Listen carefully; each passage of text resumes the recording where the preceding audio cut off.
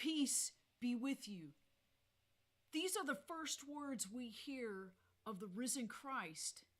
And on this second Sunday of Easter, we also encounter the other wonderful characters of the disciples encountering the risen Christ, and particularly Thomas. Jesus appears to the disciples, and the first word spoken is, "Peace be with you."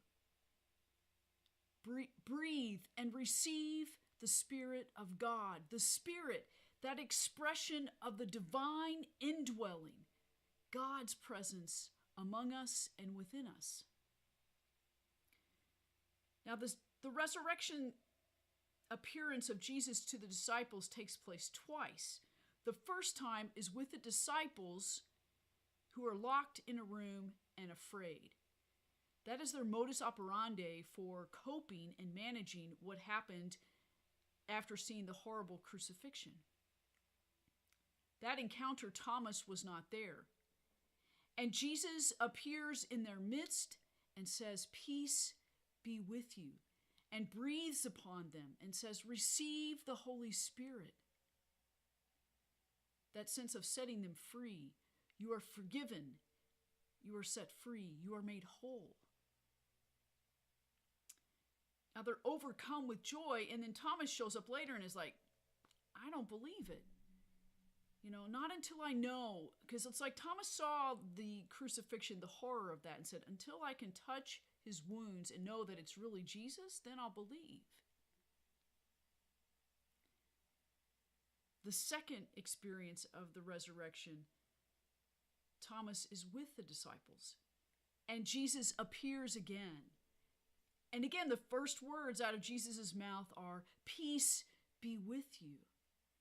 And then looks at Thomas and says, "Thomas, see my wounds and put your hand in my wounds and believe." And the gospel ends with a blessing that there will be those who will not see and believe, which is the essence of our faith as Christians. We place our faith in God mainly because we have not seen, and yet we believe. This gospel, though, has a mystery behind it because it leaves a lot of questions unanswered. A couple of things. One is, I think Thomas gets a bad rap for being called a doubter.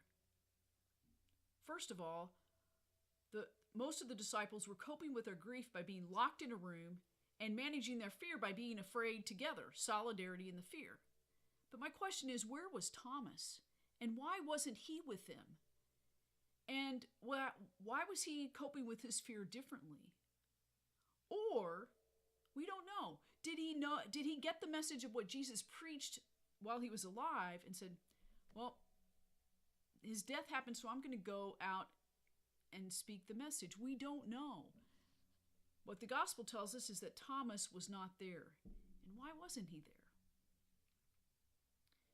The other set of questions I have are around the wounds of Jesus, the risen Christ, the wounds of who Jesus is. How come they're still there after the resurrection?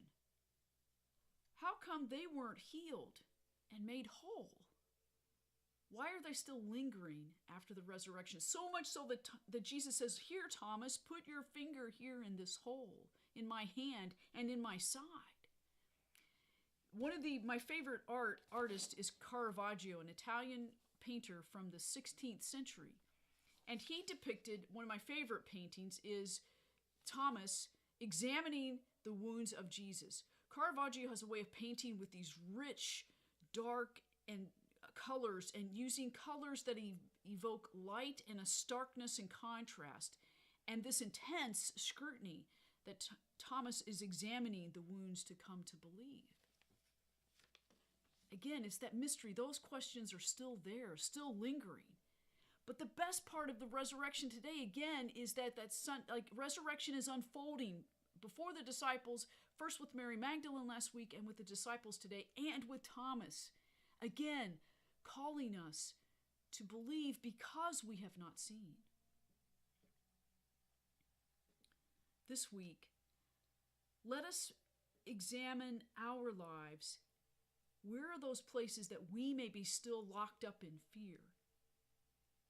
And how does the breath and Spirit of God breathe through us with a sense of peace so that we can have the courage to step out of that locked area of fear in our lives and have the courage of Thomas to not know and yet still go forward? And that we come to believe again and again that the risen Christ of love who is in our midst, the indwelling of God within us and around us. Peace be with you.